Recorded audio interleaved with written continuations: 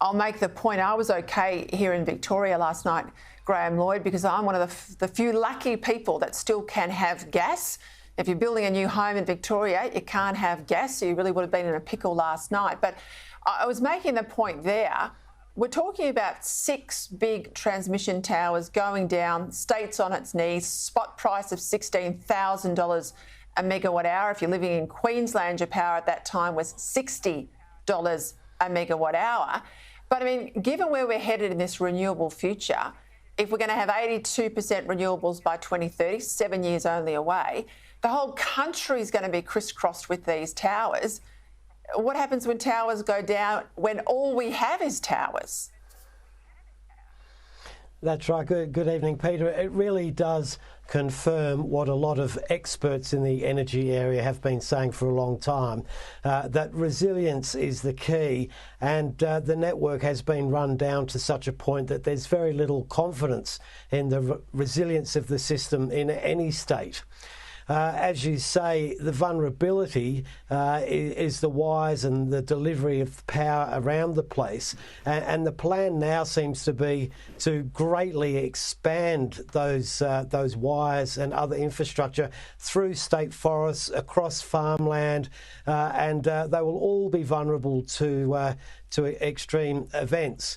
The industry is saying, well, the more you have, the more chance that some of it will be working at some time. But it seems to be an extraordinarily expensive way to go about it and risk.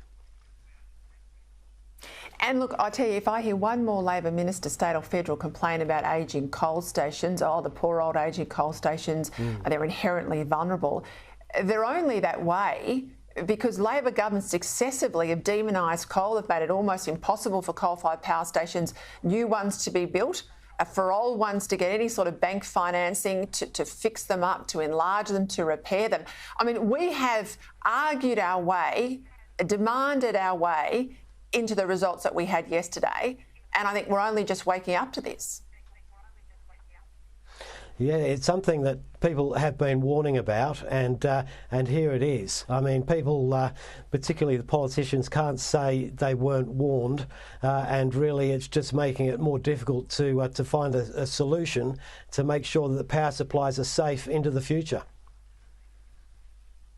And what about this talk today that we've got to go back to a carbon tax? I mean, $90 a tonne, says the economists that have got a very good open door with Labor. I mean, this was rejected at the 2013 election, but it seems like it could all be brought back on. Well, here we are. We're now saying, look, let's adopt the European carbon trading price without actually having the carbon trading. Let's whack the people we don't like with a huge bill to raise $100 billion a year and give it to things we like. It seems to be the flavour of the times that you transfer funds in the expectation that there's going to be some return on it. The devil, of course, is it's an inefficient way to go about things, and you might close the things that you're hitting for large amounts of money, and you're not guaranteed to get the things you expect in return. Graham, Lloyd, thank you. I tell you, what's that definition of insanity? Doing the same thing over and over again and expecting a different result.